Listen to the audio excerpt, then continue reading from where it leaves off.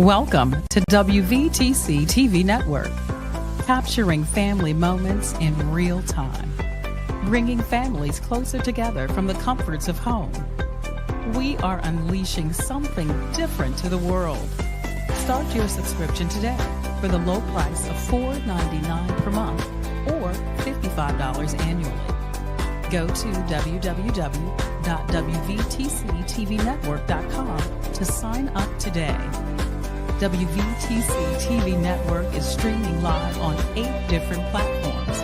You can easily download the WVTC TV Network app on the Apple Store, Play Store, Roku, Fire TV, and more.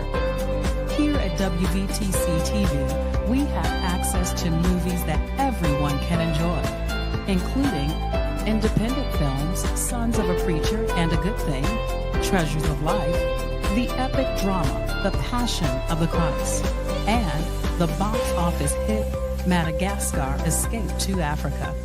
Remember, go to www.wvtctvnetwork.com and sign up today.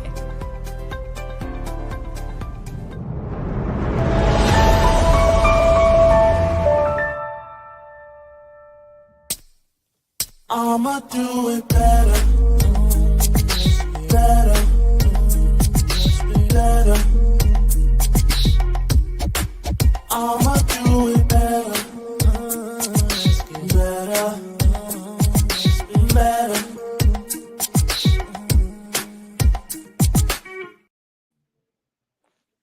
Hi, I'm Anna. This is Healing Works with Anna. And here we talk all things healing, growth, and creating the life that you deserve. And I'm Delaney. I'm Anna's co-host and Chief Wellness Officer of Healing Works. Today's topic is relationship goals, redefining relationship goals and creating your unique path to connection. This is all about the concept of relationship goals and how we define them and how we can define them on our own terms. So let's get into it. When it comes to relationships, I feel like with social media and TV and music and everything feeds into this almost illusion of perfection in relationships. And I wanted to kind of talk about that. What do you think, about this illusion of perfection and how that kind of disrupts creating like a healthy relationship? Yeah, I think it's there's social media is all about curated content. So, it's really, truly, I've heard it said like, oh, it's the highlight reel of someone's life, but truly, it's curated. It is not the day to day.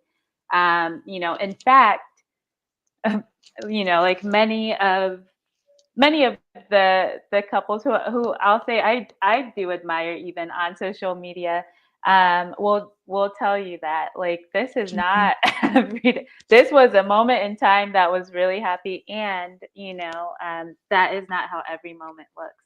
And so I do think that there is in general that curated piece creates unrealistic expectations around relationships that are very detrimental, honestly. Absolutely. I think we've all heard it said that comparison is the thief of joy. And I think with whatever we see in social media as well as like bigger media platforms, it can land us in this kind of trap of like thinking through like is this good? Is this right? Is this the best? Like we're often comparing and almost competing for the best looking relationship rather than dealing with what's really inside. And oftentimes we have to remember that, like you said, like when things are being posted on social media, especially, that they don't show the full picture. They don't show the struggles and the disagreements and the growth that these relationships definitely go through on Right. behind the scenes, so what have you ever felt like any pressure from social media to have your relationship, whether current or future relationship, for that to look a certain way, or that does it create unrealistic standards or expectations for you? Like, what does that For kind me of, personally. for you personally, or just generally, like what do Oh, you think? you as in collectively. Yeah. Okay. Mhm. I think yes, it can. You know, especially if especially for folks who sort of take in social media almost literally as, and you Mm. think that what you see is what you're getting. I think that it very much so can make things feel unattainable. Yeah. It can create a sense of discontent in the perfectly imperfect relationship that you're in. Yeah. um, you know, and it can give this false sense of the grass being greener somewhere else instead of, as Justin Bieber said, it's green where you water it. And so, you know, I think I do think that collectively, um, social media can absolutely have that effect, especially when you're not able to see sort of beyond the veil that social media is just another thing, like movies. You know, it's Mhm. you know, like there's nothing even wrong with the curated content itself. It's how we Right. choose to interact with it. Sure. Yeah. I think when it comes to defining your own relationship goals, instead of looking outward, I think it's high time that we start looking inward and really Absolutely. getting into the nitty-gritty of our own personal relationships. Asking the questions like, what do you and your partner truly want from your relationship? It's about understanding each other's hopes and dreams, and as well as values and goals in the relationship, and then building that vision together. So what do you think are some ways that couples could do that? I would say first and foremost, um, for each person to look at, how am I even contributing to relationship goals? Am I the partner that I say that I want? You know, so Yeah. maybe you say like, well, you know, I want you to listen to me more. You know, I, you know, want you to spend more time with me. You know, whatever it is, am I doing those things? Am I listening well? You know, am I also catering to my partner's love language if it's not quality time? But first, looking inward, because I do think I say this to my couples all the time, that there's a mindset shift that has to occur, because Mhm. what happens is a lot of times you're thinking about, you know, like um, my needs and your flaws. Right. And as long as you do that, it's always going to be a miss versus like, Mhm. okay, how can I focus on my growth areas and becoming a partner who reflects the relationship goals that we have, while focusing on your needs, on showing you love and appreciation in the ways that you feel love and appreciation, not in the ways that I feel it, not in the ways Yeah. that I feel you should feel it, but in the ways that you feel it. Absolutely. I think self-reflection is key. You have to know yourself and what you Know want. thyself. You Yeah. know? And then two, open communication. Like, Mhm. you have to have open dialogue to kind of see where the other person is at. And Mhm. then coming together. Like, a relationship is a collaborative effort. It's Yeah. not like what you were mentioning before. It's not just about you. It's Yeah. about, coming together and collaborating and partnering together to build Mhm. whatever you both align with in terms Mhm. of your goal of what the relationship is and where it's going. Um, and I think there are great resources out there with that. I even think about like one of the projects that Anna's working on Oh, is with that's premarital counseling, even just this aspect of building a soulful love, like mhm. building something together so that it's lasting. Um I don't know if you want to plug anything about Of that. course. A Soulful Love is a partnership between Healing Works and Connecting to Love. And Mhm. so, really, it was born out of I'm the founder and CEO of Healing Works.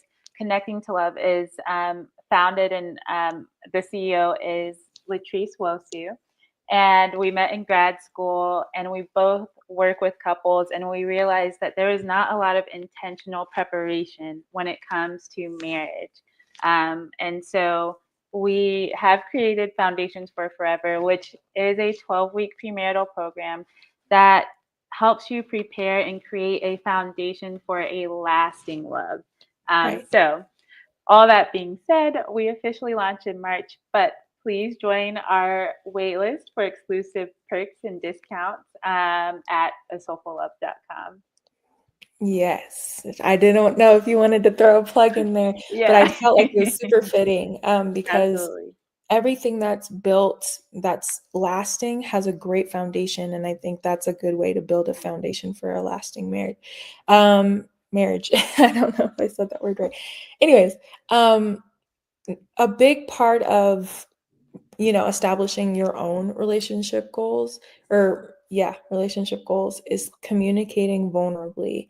Mhm. um in our last episode, we talked about communicating vulnerably, but let's focus in specifically on couple relationships. Yeah. As a therapist and in your professional opinion, like what have you noticed in terms of what works and what's effective in communication between couples?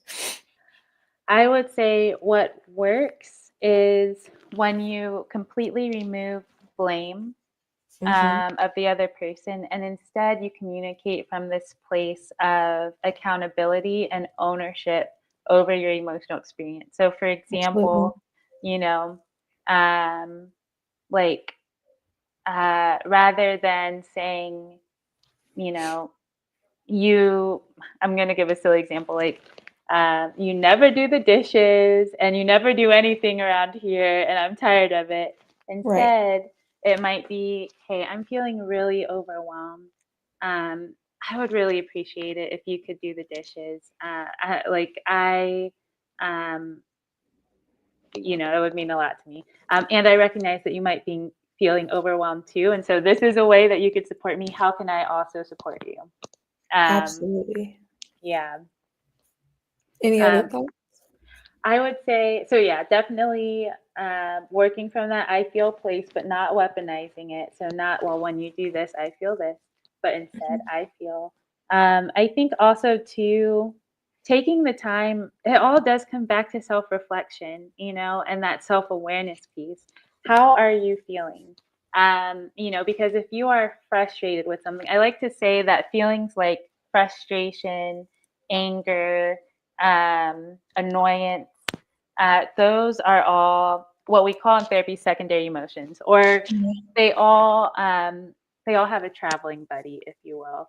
That Sure. is a more vulnerable emotion, and so underneath frustration might be a feeling of disappointment, or it might be a feeling of um, you know, feeling unseen, or feeling, instead of like feeling that a need that maybe you've shared has gone unheard. And Yeah. so being able to say, I felt unheard in this situation, not Absolutely. no finger pointing, but I felt Yeah. unheard. Yeah. I have to emphasize that point. Self. I felt unheard in this situation. Mhm. That the response you get is likely going to be much different. It's going to be like, "Oh, I'm sorry. I don't want you to feel unheard," you know? Absolutely. And then you can dialogue versus finger pointing and then being surprised when you get a defensive reaction. Um, Absolutely. And I yeah, think adding to that, like seeking clarification. If at any point you feel absolutely. unclear, Mhm. like not sure what the other person is saying, to ask more questions to ensure that you understand. I think Yes. a big part of building a healthy relationship is being seen and being understood. And I think like to best do that is to practice active listening. Yes. and to seek Oh, clarification, you know? let's talk about active listening. Let's talk about it. Get into Active it. Yeah. listening is listening to understand, Mhm. not to respond. So many times Right. we listen to respond. We already have a response. Well, when you say this, I already know what I'm gonna say to counter that. That is Mhm. not active. That's not listening. That's not listening. Mhm. Active listening is it's intentional. It actually takes practice. It can Mhm. even feel uncomfortable at times, but Yeah. it is choosing to listen exactly like Delaney said, listen to understand, which may mean that you seek clarity. Like, wait, so when you said that, could you tell me more Help what me you meant? understand that. Yeah. Yeah, Mhm. and so listening to understand is essential. Absolutely. Yes. Um, I also think like in terms of creating your own unique relationship goals, I think you have to understand that your relationship itself is unique, that every Absolutely. relationship has a journey and it has its ups and downs. And to focus on the connection that you share with your partner rather than the external expectations. So, Yeah. what are your thoughts on that? So, if any of you have watched Black Love, free plug, we're not associated, but would like to be. So, feel free to reach out. Speak it, But speak I it. think there was a season, and I don't remember the couple, but one of the couples talked about how relationships take time, Okay. and I think that is absolutely true. So, one, relationships take time. And so, if you are comparing your relationship to someone else who, like they have already had the time to get to this point and you're in a different part of your journey, it's an unfair comparison that is also it is going to rob you of that ability to be present and to be take part in that journey. And Mhm. so I think that is an important piece to remember is that relationships take time and to, like Delaney said, each relationship is unique. And so I think that there can be societal pressures for relationships to look a certain way. Like to name one stereotypical one, I think of like expecting, a man to like, is he taking you to dinner, buying you flowers, buying you gifts, Can I like, say something about that? please do.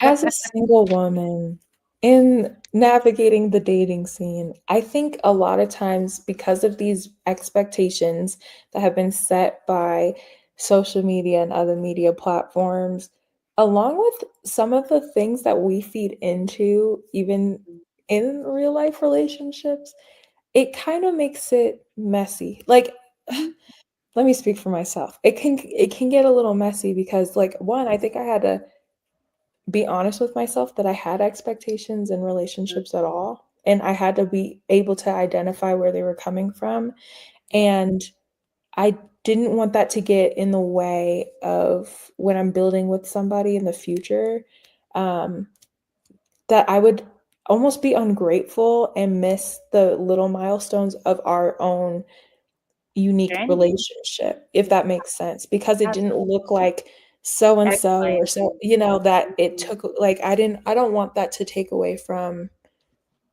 what I'm building with my partner in the future, if that makes sense. Yeah, So, absolutely. yeah, Yeah, that's all I wanted to yeah. add.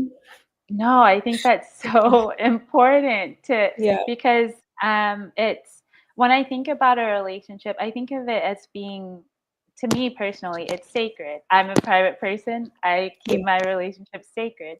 And so like I think when it comes to relationships being sacred, part of that is protecting the relationship. And that's one way that you do it by honoring like this is our journey. I'm locked yeah, in to what our journey is. Of course, you can like take inspiration from other people, but I think taking it as just that inspiration while mhm, recognizing that they had their journey. You don't know what it took for them to get to that place because life right, happens, ups and downs are inevitable, and we are imperfect people. And so I mhm, think that this like there are so many detrimental expectations out there, and one of them being the expectation that relationships should look like this.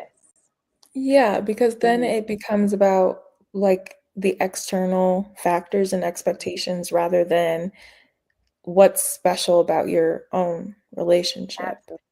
And just to circle it back to this aspect of relationship goals, like the goal is to, you know, be authentic for one, but to, that it's a collaborative effort that you're building Right. this together, based off of your shared values and, your shared alignment. And it's not really based on much else. But you know what I mean? Um, but yeah. And I think Yeah. it's important to acknowledge the growth that comes from the challenges that may arise, but your relationship is a reflection of what you and your partner have built together, not on Right. anyone or anything else. And I do think it has to be said again uh, that you have to also, because, like Delaney said, relationships are a collaborative effort. It is also essential that both people take accountability for what is theirs to own. I think very Not often, implied. you know, Not implied accountability. not implied accountability, which That's is, full accountability. Yeah. like I like with implied accountability, the example is like, oh, I know I went to the grocery store to get these things for the dinner that you're cooking, and I forgot this thing. But at least I went to the grocery store, or but there was traffic, or there's some excuse tied to it. Versus, "Ah, I'm so sorry, I forgot that thing, and you need it. Yeah. Is how can I help you? But Absolutely. right. That is true accountability. And I think that we're in a very me focused society. Um, and so I would have to say that the second part of that is being mindful too of your friendships as well. If a relationship is a sacred place and you have these relationship goals that you're collaborating on with your partner, Yeah. then in your friendships, one, how do you talk about your partner with your friends? Mm. Number one. Two, what is the feedback that you get? Is it like, Mm. well, you know, sounds like she's crazy, or is it like, well, if he wanted to, he would, like, Because a is lot that of what's those happening? things are nuanced, right? And I Yes, think when we miss out absolutely. on, because as much as we like to make things so black and white, there are gray areas to certain things. And There they're are in, always like, gray especially areas. too, like when it comes to inviting friends into it, like, yes, you want to have people that, if that's something that you value, right? Like people that give input and mentor and give advice, but also like when you're sharing things, again, it's based on what you value, right? But when it comes to things like, when you yourself are like talking bad about your partner, of like they did this and they did that and and then you don't share your Any good part thing? in that, Or that, yeah, absolutely. or like Yeah, there's far more that is happening with between the two people, that when you invite other people in, like they can't discern the whole situation because they weren't there, you know what I mean? Like there's a lot of gray in that. I yes. don't I know. I would say relationships completely, they live in the gray area. Sure. There's no black and white when it comes to relationships. They literally live in the gray area. So I Yeah. completely agree, and I think that's such a good point too. If you're sharing these things that your partner did, but not sharing how you contributed, and then getting input, because I think if you are going to if you're someone who values input regarding your relationship, it's someone who, is a champion of your relationship as a Right. whole, not just a Right. champion of you, not just a champion of your partner, but someone who is, um, That's rooting for both of you. yes, rooting for the Yeah. two of you together. Yeah, Absolutely. I don't know. I feel like that could be a whole topic on its I own. know. In the future, maybe. I don't know. Let us know what you guys think, the viewers, the listeners. But a question that I want to leave with all of you is, what makes your relationship unique, and how can you honor and celebrate that uniqueness? Do you have any closing thoughts or a plug with Healing Works and what we do with couples? Sure. So we do work with couples at Healing Works. And so, the best time, honestly, to go to couples therapy is not when you're like at the end of your rope. Of course, you can come at that time, but the best time to come is when you're like, I just want to make sure that our communication is healthy, that we're understanding each other, almost like a tune-up, if you will. And so our therapists are available to help you along the journey of creating your relationship goals. Or if you are about to get married, feel free to head over to Soulful Love. It's really exciting. I love what you guys are doing with that. So Thank you. you're welcome. Well, yeah, that's all we have today. But definitely come back and listen to us. Follow us on Instagram at healingworks.co. Go to our website, www.healingworks.co. Right? And you can look at our blog posts because we're sharing things all the time. And yeah, definitely stay in touch. Well, thank you for listening. Until next time. Until next time. Bye. When you fall, you saw.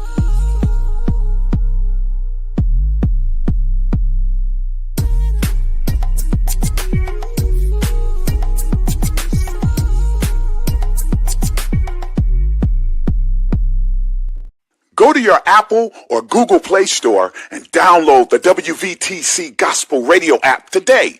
You can also say, Alexa, play WVTC Radio Skills. Would you like to play WVTC Radio Network? Absolutely. Download it today. Views made on the preceding program are not those of WVTC Radio, iNetworks Communications, or their financial supporters. Winning victory through Christ, WVTC Allsip Chicago, and iNetworks Communication Station.